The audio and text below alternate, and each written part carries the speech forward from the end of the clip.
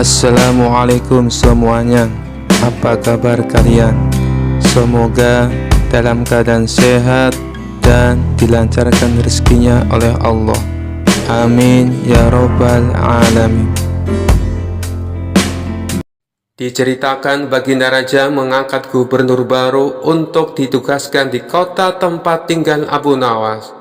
Ternyata gubernur baru ini terkenal kejam dan sadis. Suatu hari sang gubernur mendengar kabar tentang sosok terkenal bernama Abu Nawas.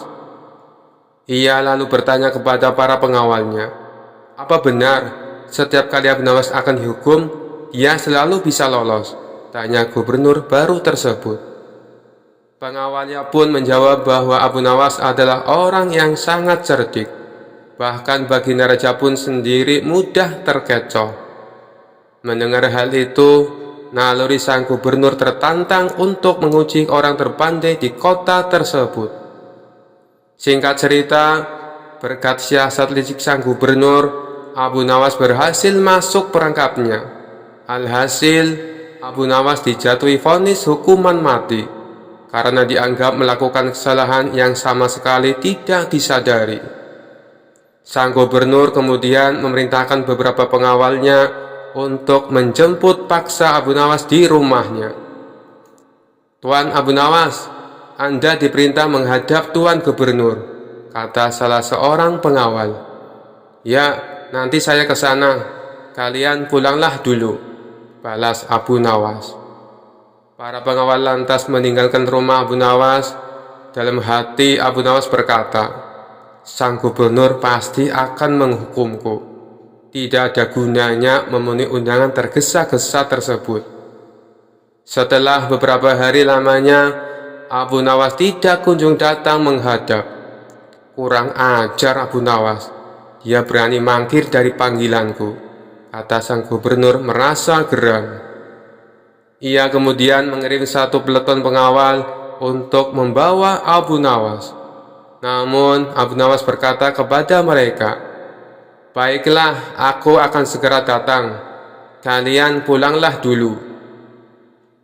Tapi setelah itu Abu Nawas tidak juga datang ke istana.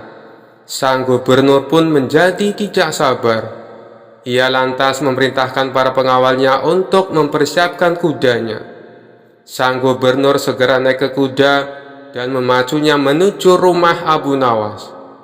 Sesampainya di depan rumah Abu Nawas, gubernur berteriak memanggilnya, "Hai Abu Nawas, keluarlah, atau aku dobrak pintu rumahmu," ucapnya sangat keras. Abu Nawas pun sempat terkejut karena kali ini yang datang adalah gubernur langsung. Sebelum membukakan pintu, Abu Nawas mengenakan sorban yang sangat besar. Ia keluar dan menghampiri sang gubernur yang tengah duduk di atas kudanya. Melihat penampilan Abu Nawas yang mengerikan itu, membuat kuda yang ditunggangi sang gubernur ketakutan. Hewan itu melompat tinggi-tinggi hingga gubernur terpental dari punggungnya. Sang gubernur makin bertambah emosi. Ia segera memerintahkan pengawal-pengawalnya untuk menangkap Abu Nawas. Setelah ditangkap, Abu Nawas dibawa ke sebuah tiang gantungan. "Kemana kalian akan membawaku?"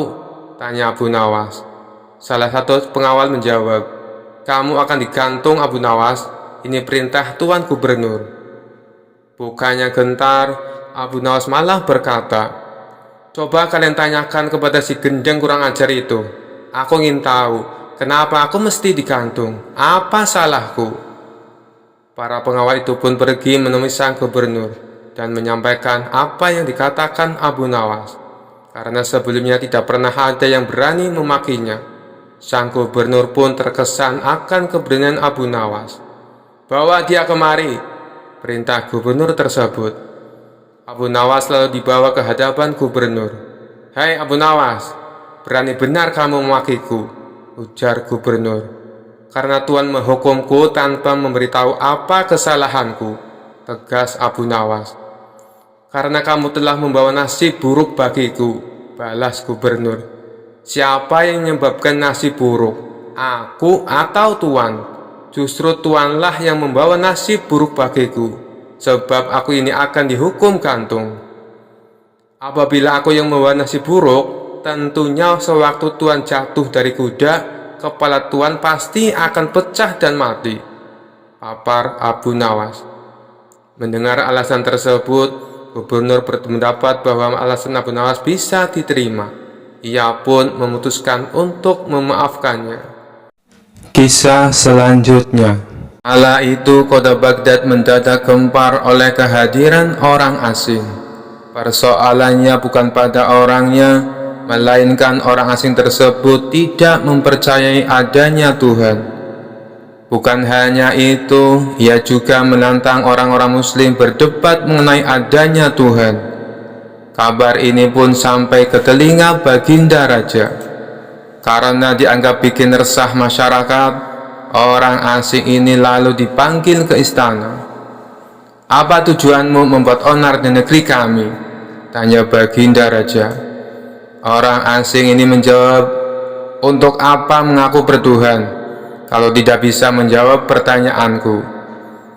Kemudian Baginda Raja bertanya kembali, "Apakah kamu tidak percaya adanya Tuhan?"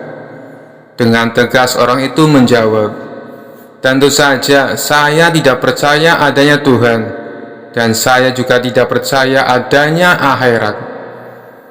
Mendengar itu Baginda Raja sempat terkejut. "Tapi saya dan rakyatku percaya adanya Tuhan. Berarti keyakinan kita berbeda. Jadi jangan ganggu rakyatku," tegas Baginda Raja. "Kalau Paduka Raja percaya adanya Tuhan, bisakah Paduka menjawab 3 pertanyaanku?" tanya orang asing tersebut. "Silahkan," balas Baginda Raja. Pertanyaan pertama, orang Islam meyakini bahwa dunia dan seisinya adalah ciptaan Allah. Lalu siapakah yang menciptakan Allah? Bukankah sesuatu yang ada pasti ada penciptanya? Pertanyaan yang kedua, katanya di dalam surga manusia tidak akan berak ataupun kencing, sedangkan mereka makan dan minum setiap hari. Bagaimana mungkin ini bisa terjadi? Padahal segala sesuatu yang akan dimasukkan pasti akan keluar, entah itu dengan bentuk yang lain. Dan pertanyaan yang ketiga, orang Islam meyakini kalau setan terbuat dari api. Tapi katanya setan akan disiksa dengan api neraka. Mana mungkin api bisa menyakiti api? Mendengar pertanyaan orang asing itu, Baginda Raja hanya terdiam. Bisa saja ia menjawab berdasarkan hadis dan Al-Quran. Tapi karena yang dihadapi adalah orang yang tidak percaya Tuhan, maka dijawabnya harus dengan logika. Kemudian salah satu menterinya membisikkan kepada Baginda Raja, "Paduka, kalau soal beginian serahkan saja pada Abu Nawas. Dia pasti bisa mematahkan argumen orang asing itu." Baginda Raja menyetujui usulan menterinya. Maka dipanggillah Abu Nawas ke istana. Singkat cerita, Abu Nawas pun datang menghadap Baginda Raja. Ia lalu dipersilakan duduk di sampingnya. "Ada apa Paduka? Kenapa tiba-tiba memanggil hamba?" tanya Abu Nawas. "Begini Abu Nawas, orang asing ini tidak percaya adanya Tuhan, dan dia mengajukan 3 pertanyaan, tapi jawabannya harus masuk akal," ujar Baginda Raja. Sekilas Abu Nawas menatap orang asing tersebut. "Oh, ini orangnya yang bikin gempar kota Baghdad," pikir Abu Nawas. Abu Nawas lalu menghampiri orang asing itu dan duduk tepat di hadapannya. "Silahkan, apa yang ingin kau tanyakan?" ucap Abu Nawas dengan penuh percaya diri. Orang asing tersebut memulai pertanyaannya. "Anda sebagai orang muslim tentu percaya bahwa segala sesuatu, baik yang terlihat maupun yang tidak terlihat, pasti ada yang menciptakan?" "Iya, tentu saja, saya percaya," jawab Abu Nawas. "Sekarang saya mau bertanya, siapakah yang menciptakan alam semesta dan seisinya?" tanya orang asing itu. Yang menciptakan alam semesta dan seisinya adalah Allah, Tuhan saya, jawab Abu Nawas. Oh, baiklah. Lalu siapakah yang menciptakan Allah? Bukankah tadi Anda mengakui bahwa segala sesuatu, baik yang terlihat maupun tidak terlihat, pasti ada yang menciptakan? Tanya orang asing itu kembali. Sejenak Abu Nawas terdiam. Ia pun lalu berkata, Anda pasti tahu kalau kami selaku orang Islam mengakui hanya ada satu Tuhan. Kita istilahkan saja Tuhan dengan angka 1. Sekarang gantian aku yang bertanya. Angka 3 berasal dari angka berapa? Tanya Abu Nawas. Angka 3 berasal dari angka 2 ditambah 1, jawab orang asing tersebut. Tepat sekali. Kalau angka 2 berasal dari angka berapa? Tanya Abu Nawas kembali. Angka 2 berasal dari angka 1 ditambah 1, jawab orang asing itu. Benar sekali. Sekarang kalau angka 1 itu sendiri berasal dari angka berapa? Tanya Abu Nawas. Orang itu kaget dengan pertanyaan tersebut. Ia hanya terdiam tak bisa menjawabnya. Kemudian Abu Nawas berkata kembali, pada intinya semua angka pasti ada awalnya. Entah itu angka 5, angka 4, ataupun angka 10. Dan angka-angka tersebut diibaratkan alam semesta ciptaan Allah. Apabila kamu bertanya siapa yang menciptakan Allah, sama halnya saya bertanya dari mana angka 1 itu ada. Kamu pasti tidak akan bisa menjawabnya, jelas Abu Nawas. Orang itu pun langsung terdiam merenungi kata-kata Abu Nawas. Untuk jawabanmu atas pertanyaanku yang pertama masuk akal juga.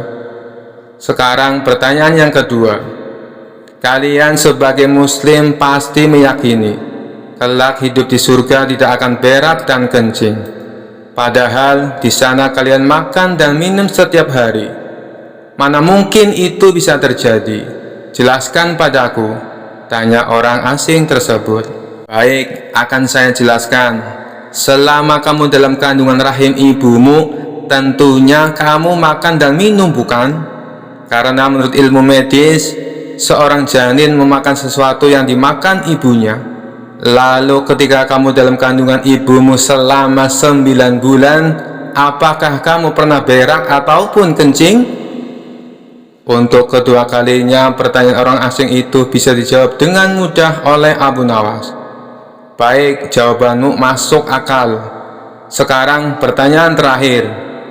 Kalian sebagai muslim pasti meyakini kalau setan terbuat dari api dan neraka juga terbuat dari api. Tapi yang membuat saya heran, katanya setan akan disiksa dengan api neraka. Mana mungkin api bisa menyakiti api? Itu hal konyol yang pernah saya dengar, ujar orang asing tersebut. Bisakah kamu menjelaskannya? Tanyanya kemudian. Sebelum aku menjawab pertanyaan yang terakhir, aku ingin kita saling berjanji. Apapun jawabannya, kamu tidak boleh marah, pinta Abu Nawas. Tentu saja saya tidak akan marah, apalagi kalau jawabannya masuk akal, balas orang asing tersebut. Tiba-tiba Abu Nawas menampar pipi orang asing itu dengan sangat keras. Baginda Raja dan orang-orang yang hadir terkejut dibuatnya. Hei, apa-apaan ini? Kalau tidak bisa menjawab, jangan emosi. Apalagi sampai main pukul kayak gini, protes orang asing itu. Siapa yang emosi? Itu tadi adalah jawaban saya. Apakah tadi kamu merasakan sakit? Tanya Abu Nawas. Tentu saja saya sakit, jawab orang itu sambil memegang pipinya. Coba kamu perhatikan tangan saya. Bukankah tangan saya terbuat dari tulang dan daging? Begitu juga dengan pipi kamu. Tapi ketika tangan saya ditamparkan ke pipi kamu, kamu langsung kesakitan. Itulah gambaran sederhana. Kalau api neraka bisa menyakiti setan, setan pasti akan merasa kesakitan. meskipun ia sama-sama terbuat dari api. Kata Abu Nawas menjelaskan. Orang tersebut lalu terdiam. Ia tak bisa membantah argumen Abu Nawas. Sementara baginda raja dan orang-orang istana kagum atas kecerdikan Abu Nawas. Kisah selanjutnya. Tidak seperti biasanya, di istana Raja Harun al-Rasyid terlihat ramai banyak tamu berkumpul. Ternyata ada pertemuan para ulama bersama baginda raja. Setelah selesai membicarakan berbagai masalah agama dan negara, di sela-sela waktu santainya, sang raja melontarkan pertanyaan kepada para ulama. Adakah di antara kalian yang tahu kira-kira Allah sedang apa sekarang? Tentu saja pertanyaan itu tak lazim, namun memang begitulah karakter baginda raja. Apakah Paduka tidak mempercayai keberadaan Allah? Tanya balik salah satu dari mereka. Saya sangat percaya adanya Allah, dan saya percaya Allah maha segala-galanya, menguasai segala alam semesta dan alam akhirat. Yang saya tanyakan, kira-kira Allah sedang apa sekarang? Para ulama saling berpandangan satu sama lain. Mereka bingung harus menjawab apa. Tidak elok rasanya baginda bertanya seperti itu. Jangan samakan zat Allah dengan manusia, ujar mereka. Sudah saya katakan, saya tidak menyamakan zat Allah dengan apapun, apalagi dengan manusia. Saya hanya ingin tahu, kira-kira saat ini Allah sedang apa? Kalau kalian tidak tahu, bilang saja tidak tahu, balas sang raja. Sejenak suasana menjadi hening. Lalu baginda raja teringat dengan sosok Abu Nawas. Mungkinkah Abu Nawas bisa menjawab pertanyaanku ini? Ucap baginda raja dalam hati. Kemudian baginda raja menyuruh para pengawal untuk segera memanggil Abu Nawas ke istana.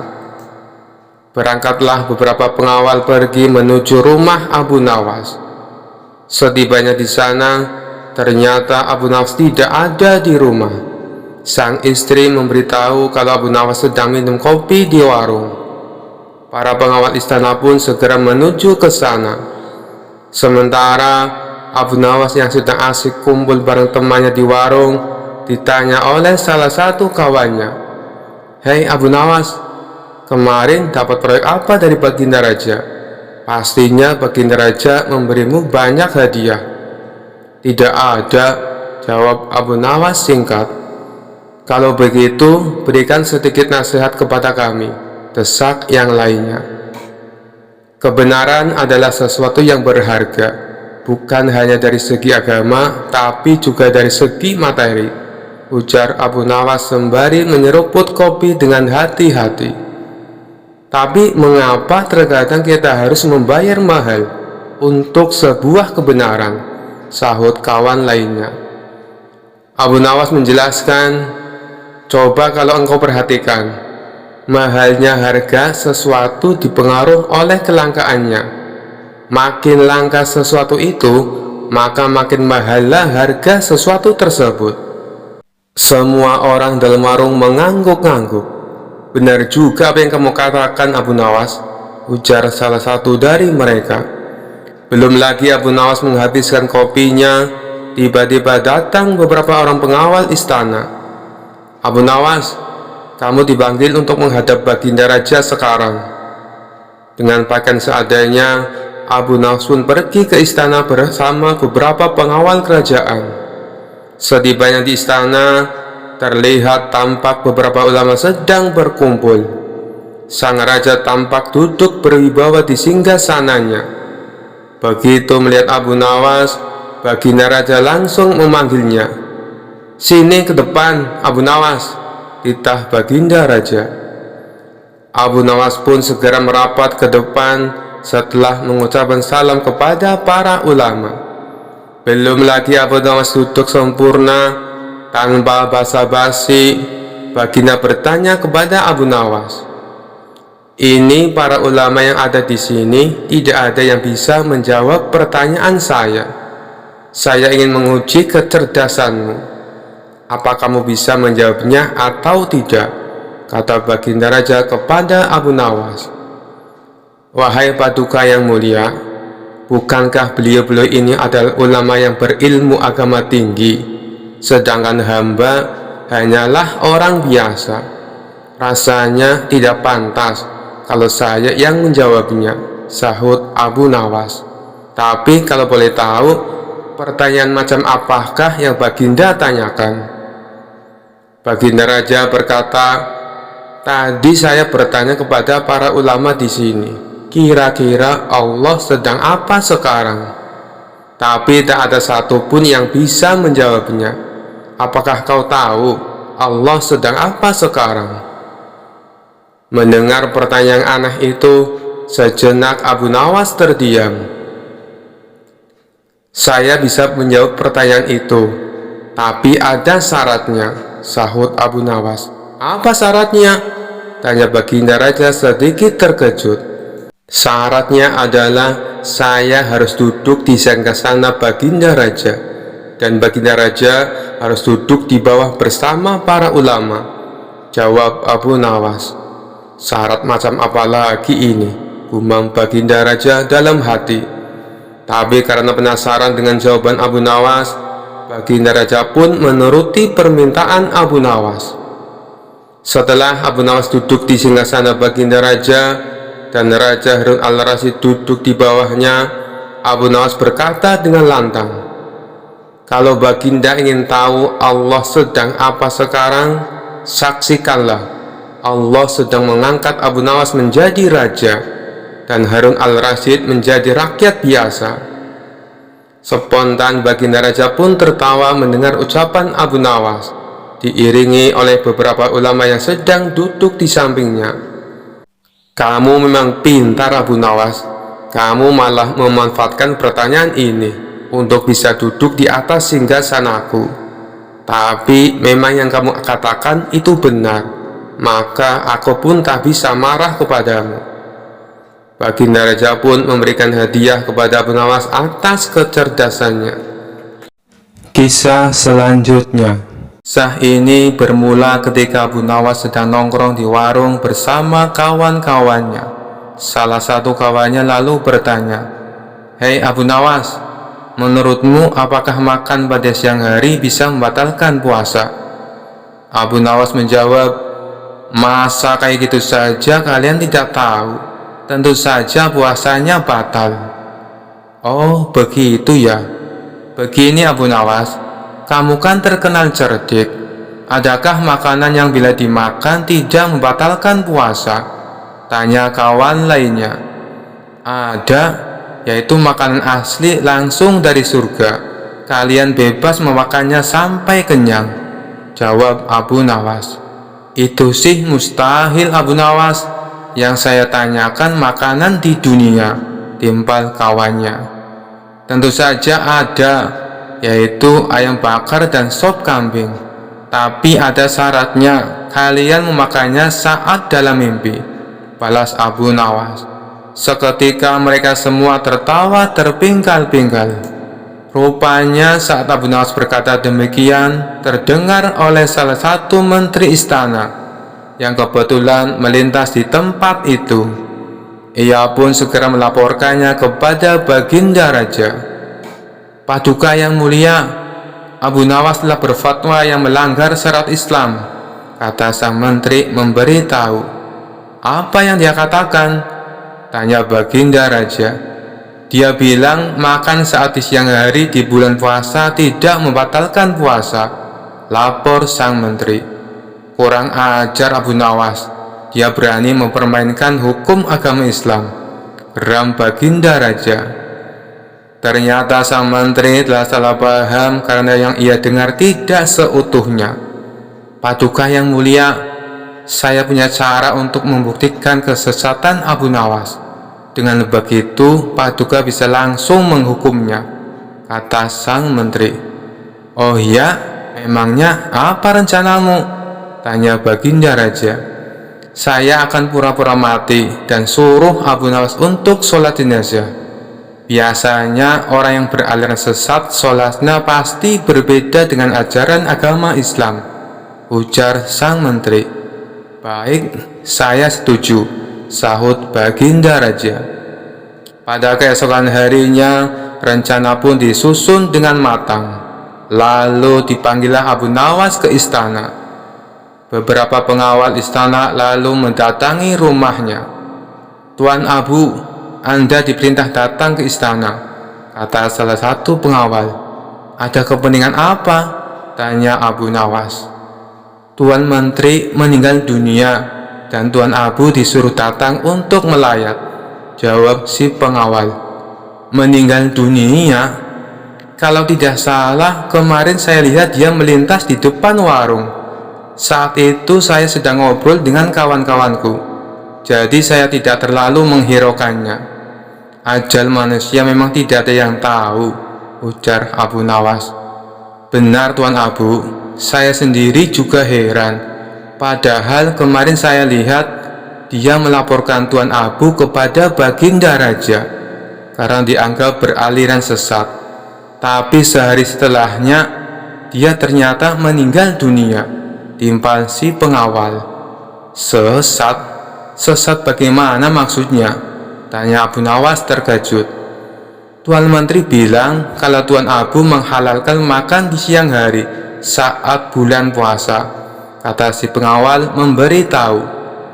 Ya sudahlah, orangnya juga sudah mati. Ayo kita ke sana sekarang, ajak Abu Nawas. Singkat cerita, sampailah Abu Nawas ke istana. Ketika ia memasuki aula kerajaan, terlihat sosok jenazah di dalam keranda. Tapi yang membuat Abu Nawas curiga, kenapa kerabat keluarga sang menteri tidak ada yang hadir, terutama istri dan anak-anaknya. Kemudian Baginda Raja menyuruh Abu Nawas untuk segera menyolati jenazah sang menteri. Mari Paduka, kita sholat bersama-sama, ajak Abu Nawas. Kamu saja, aku sudah mensolatinya, tolak Baginda Raja. Ini tidak seperti biasanya. Padahal setiap kali ada pejabat istana yang meninggal dunia, Baginda Raja pasti sholat jenazah bersamaku, kata Abu Nawas dalam hati. Hal ini membuatnya semakin bertambah curiga. Pasti ada sesuatu yang tidak beres, pikir Abu Nawas. Akhirnya Abu Nawas pun sholat jenazah sendirian. Dan tiba-tiba saat ia sholat jenazah, Abu Nawas menambahkan ruku dan sujud. Setelah selesai menjalani sholat jenazah, Baginda Raja pun kemudian berkata, Hei Abu Nawas, kenapa kau menambah ruku dan sujud? Itu menyalahi aturan agama. Dengan entengnya Abu Nawas membalas, saya tahu Paduka, tapi dosa menteri ini sangat banyak. Dosanya tidak akan terampuni kalau cara sholat jenazahnya biasa saja. Coba Paduka Raja pikirkan, dia telah memfitnah saya beraliran sesat, padahal dia tidak mendengarnya secara utuh. Kemudian Abu Nawas menjelaskan duduk permasalahan yang sebenarnya. Mendengar hal itu, Tuan Menteri yang berpura-pura mati langsung bangkit berdiri. Kurang ajar kau Abu Nawas, justru kamu yang dosanya sangat banyak, bentak Tuan Menteri tak terima. Lihatlah Paduka, jenazahnya hidup kembali, teriak Abu Nawas sambil berlari berpura-pura ketakutan. Sementara Baginda Raja spontan tertawa terpingkal-pingkal dengan ulah Abu Nawas ini. Kisah selanjutnya. Dikisahkan Abu Nawas sering bepergian keluar kota untuk tujuan berdagang. Di kota tersebut Abu Nawas sering mampir di warung makan langganannya. Suatu ketika Abu Nawas baru saja tiba di kota itu, dan seperti biasanya mampir di warung makan langganannya itu. Aku pesan 1 ayam dan 2 butir telur, tapi bayaran nanti kalau dagangnya terjual habis, boleh tidak? Tanya Abu Nawas. Silakan Abu Nawas, kamu kan langganan di warung kami. Tentu saja boleh, jawab pemilik warung. Ketika selesai makan, ia pun pergi untuk menjual dagangannya. Setelah 3 bulan berlalu, dagangan Abu Nawas terjual habis. Kemudian Abu Nawas pergi mendatangi kembali warung makan langganannya itu. Aku pesan makanan seperti dulu, 1 porsi ayam dan 2 butir telur, ucap Abu Nawas. Setelah Abu Nawas selesai makan, ia pun berkata, aku minta total tagihannya, jangan lupa digabung dengan tagihan yang 3 bulan yang lalu, kata Abu Nawas. Si pemilik warung menghitung tagihannya dan memberikan secari kertas kepada Abu Nawas.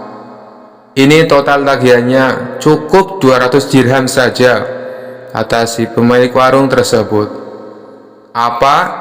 200 dirham hanya untuk 2 porsi ayam dan 4 butir telur? Kamu mau merasku?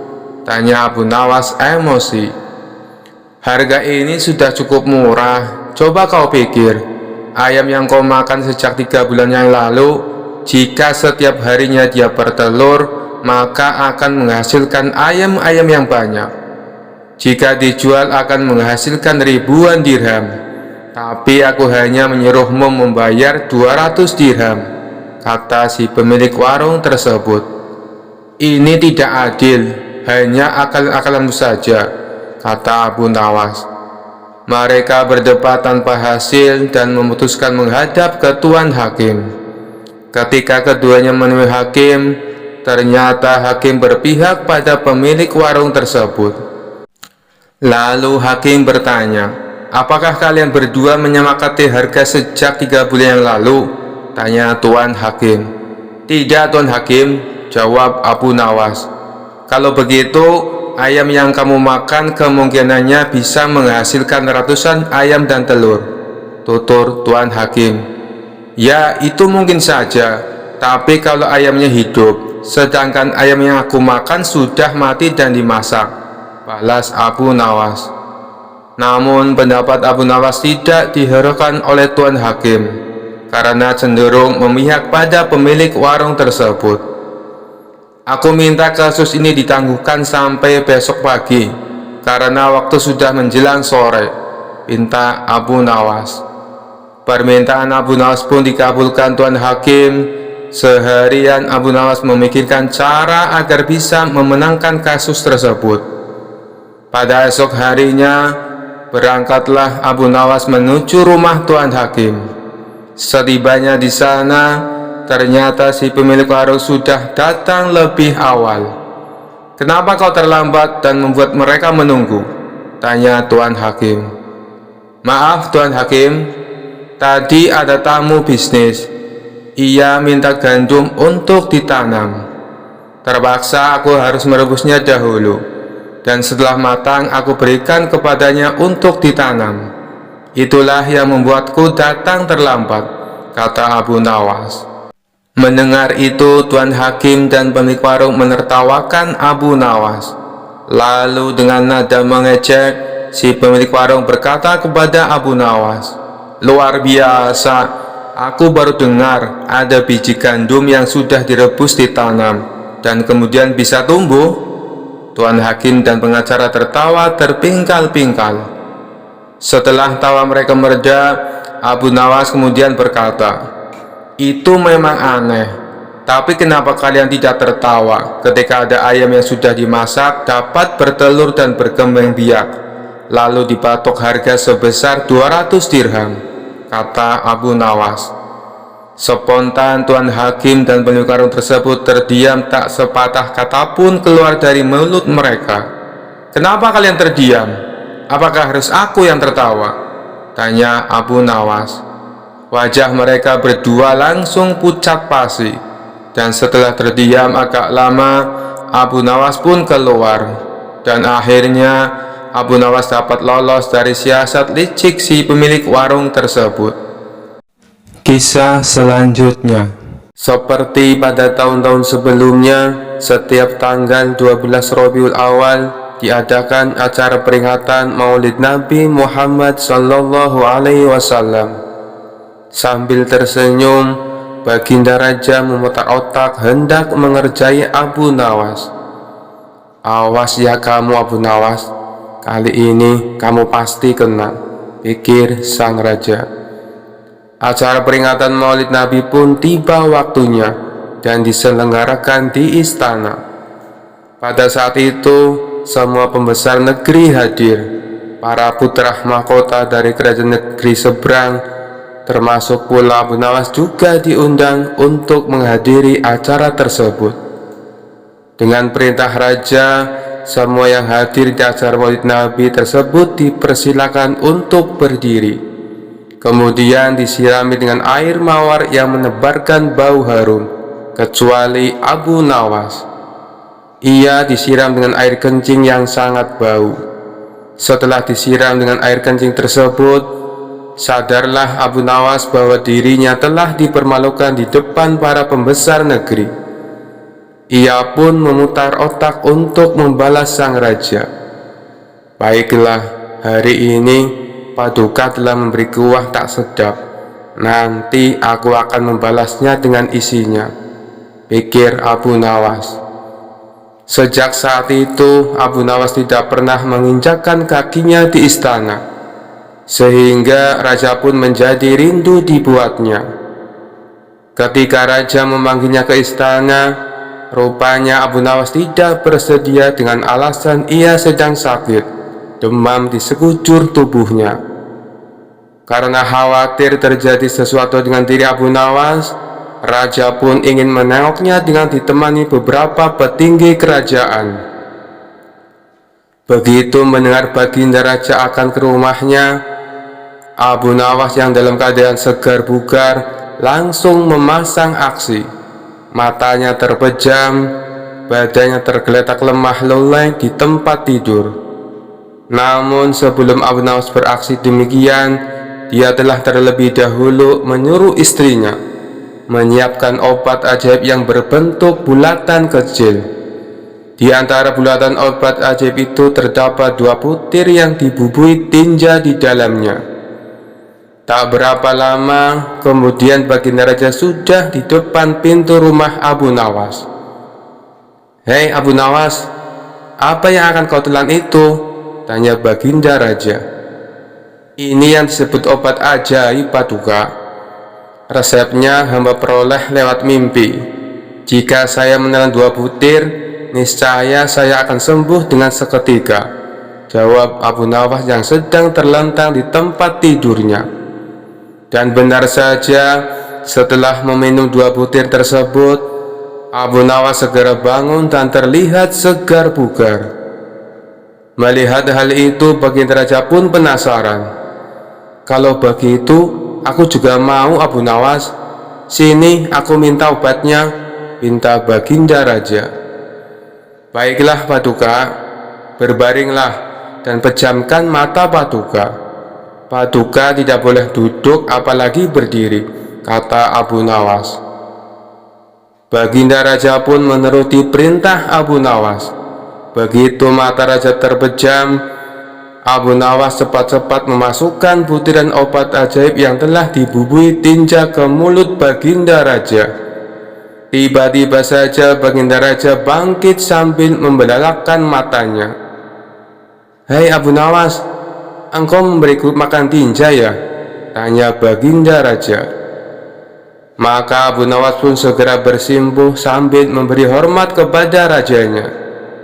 "Wahai Paduka, dulu Paduka memberi hamba kuahnya, sekarang hamba memberi isinya. Jikalau Paduka Raja tidak memberi hamba uang 1000 dinar, kejadian ini akan hamba ceritakan kepada orang-orang," ancam Abu Nawas. "Jangan Abu Nawas, jangan beritahu kepada siapapun. Nanti aku akan memberimu uang 1000 dinar, timpal baginda raja. Setelah itu, raja dan semua pengikutnya kembali ke istana. Mereka menyiapkan uang sejumlah 1000 dinar untuk Abu Nawas. Sekian dulu perjumpaan kita kali ini. Sampai bertemu lagi di kisah-kisah selanjutnya. Terima kasih yang sudah subscribe dan setia menonton channel ini. Wassalamualaikum warahmatullahi wabarakatuh.